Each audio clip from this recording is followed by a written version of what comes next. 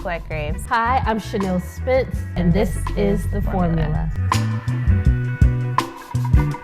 We relaunched finally after 3 months of not being in stock, and we sold out, I think, in a day, right? We sold out of everything. In an hour. The following week is when things start to get crazy. Not anything new for us in the Black community as it relates to the murder and senseless killings of our people, essentially.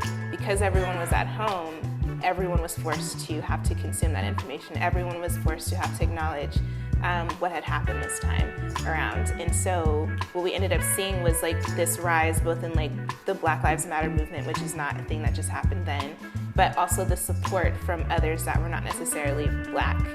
With that became this huge support of Black-owned businesses. 2 weeks after we restocked the first time, we restocked again and then sold out in an hour again. We started getting grant money. We started having more and more sales trickle in from faces that we'd never seen before.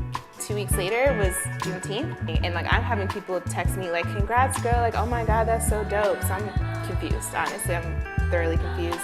And then somebody sends me this post. Beyonce posted us on her page for Black Parade, for the promo for Black Parade. So Chanel and I ended up on FaceTime like, "Oh my God, like, did you know this was happening?" Like, we had no idea that was happening. And from there, it just got even more crazy. We're highlighting two women who've turned the beauty world upside down. It was amazing, and that was really when our business took a turn. We quickly went from this small... For the better. From this small business in our apartment to like, whoa, we're running a huge company now, and all eyes are on us right now. And that was an opportunity we had to get ready for. My apartment was just filled with boxes and jars and butter. She was packing orders the day before her wedding. Yeah, but I mean other things, great things. We were able to grow our team and get the support we needed in customer service. Got to pay ourselves.